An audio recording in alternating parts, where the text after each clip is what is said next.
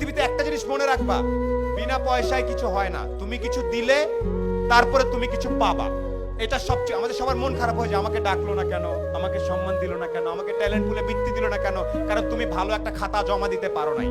এই জন্যে আমি আবারও ব্যাক করি, আমি সোলায়মান সুখন। আমার কৈশোর পর্যন্ত 16-17 বছর পর্যন্ত ঈদে যদি আমি প্যান্ট নিতাম তাইলে আমার ভাই জামা নিতে পারবে, এইরকম পরিবার থেকে আমি উঠে আসছি। আমার বাবা ছিলেন আর্মির একজন সার্জেন্ট, যেটাকে আমরা হাবিলদার বলি। আমরা ছিলাম 5 ভাই বোন। সে অবস্থা থেকে আল্লাহর রহমতে এখন অনেক ভালো জায়গায় আছি। এই গল্পটা ছোট্ট করে একটু বলবো। আমি নর্মাল বিভিন্ন জায়গায় পড়াশোনা করছি।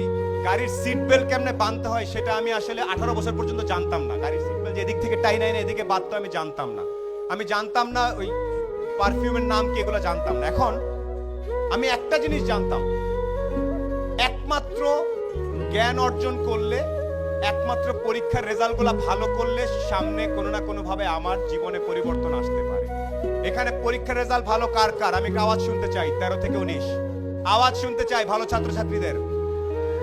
এখানে প্রত্যেকে ভালো ছাত্রছাত্রী আমি জানি। আমি আজকে লিস্টে পড়েছি, পলক ভাই প্লেনে আস্তে আস্তে বলছিল যে এত ছেলে মেয়ে, এত কৃতি সন্তান আমি কিভাবে ছবি তুলবো একসাথে, আমার তো পুরো মাঠ লাগবে। সিংড়ার মতো একটা জায়গায় এতগুলা মেধাবী ছেলে মেয়ে তৈরি হচ্ছে। একটা সাজেশন তোমাদের সবার প্রতি, যারা তরুণ এখানে, যখনই চিন্তা করবা এনি টাইম, তোমার বয়স 14, তুমি একভাবে চিন্তা করবা যে আমি, আমার বয়স 14, নিউ ইয়র্কের একটা 14 বছর, আমেরিকার একটা 14 বছরের ছেলের সাথে যদি আমি 1 ঘন্টা কথা বলি, ও জিতবে নাকি আমি জিতবো, এই স্টাইলে যদি যেতে পারো তাইলে তুমি একটা কিছু হওয়ার চান্স থাকে। না, অনেক আগেই বলতে পারবো না ভাই। কেন, আমেরিকার ছেলেটা কি দেখে? ও যা দেখে তুমিও তাই দেখো। ইন্টারনেট আছে না? আমি তোমাদের শেখ কামাল ডিজিটাল ল্যাব দেখে আসছি। আমি জানি এই আমতলা ইন্টারনেটের কারণে ছেলে পেলে এসে বসে বসে কাজ করে। আমি জানি এটা। আমেরিকার ছেলেটা যে ইন্টারনেট ইউজ করতেছে, তুমি একই ইন্টারনেট ইউজ করতেছো না? কে কে আওয়াজ? না ভাইয়া, আমি তো ইন্টারনেটে খালি গান দেখি আর একটু ফেসবুক করি, তাইলে হবে না। আবার একটু বলি কিছু কিছু বেসিক জিনিস।